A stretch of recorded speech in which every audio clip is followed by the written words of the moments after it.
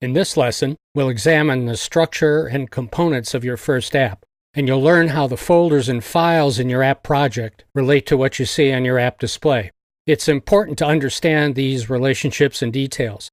There are a large number of folders and files, and what they are and what they do can get confusing if you don't have a good basic understanding of them. This is a prelude to digging into your actual Java and XML code. So please bring up Eclipse with your workspace and app, as you see I've done. In the left window is the Package Explorer. We see our project folders and files there. In the middle are windows that will show the content of our Java and XML files. And on the right, a window that will show an outline of what we have in our center window. Going back to the Package Explorer window, let's look at our folders and files. To help explain them, I'm going to show you a graphic with an outline and descriptions of the folders and files you'll find in Android apps. As you can see, there are a number of folders and files. Some are for use by the Android system and shouldn't be modified by you. They're indicated by the red X's and red text. Some are for you to modify as a developer, as indicated by the green X's and green text. Let's start by looking at the system folders and files shown in red. These contain information generated by the system, and you shouldn't change their contents. The Gen folder contains files used for accessing elements from the Resources folder from your Java code. The Android 4.1.2 and Android dependency folders are virtual folders that won't show on your disk drive, and they contain Android platform classes. The bin or binary folder is a staging area for your compiled executable app code. The libs folder contains Android library code, and the project properties file contains information such as your app target release number.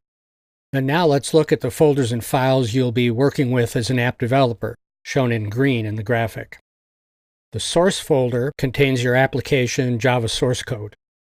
The assets folder contains files such as those used for databases, and there are none for your first app. The Resources folder contains XML and PNG files referenced by your Java code. Resources are kept separate from Java code to facilitate app organization, modification, and localization for different countries. The Drawable folders contain PNG files for images displayed on app screens. The different densities, from low to extra high, let Android use the appropriate image for different size device screens. The Layout folder contains XML files that describe the format of your app screen displays. The Values folder contains XML files that contain values for elements such as styles, strings, dimensions, and colors.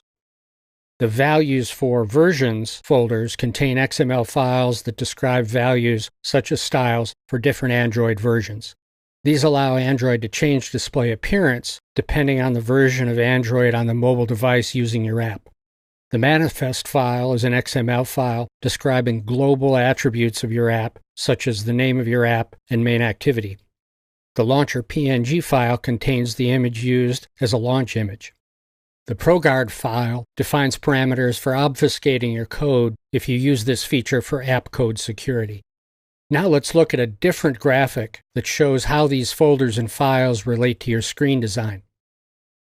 On the right of this graphic, you see how various XML files relate to elements on a device screen. Manifest XML code provides global information about your app, such as the app name, shown here in the action bar.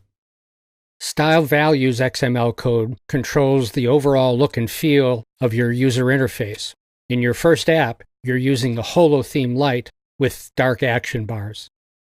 Menu XML code controls the layout of the drop-down menu in the action bar.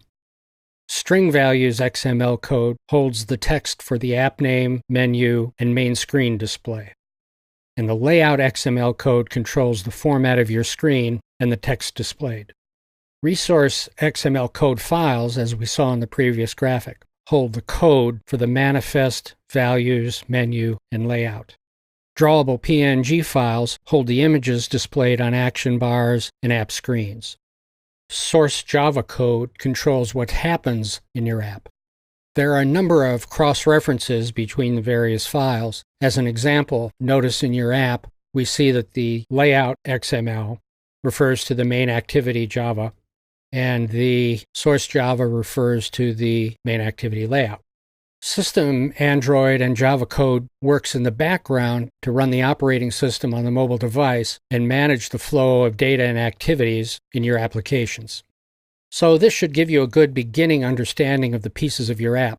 Now let's move on to dig deeper into the details of your code.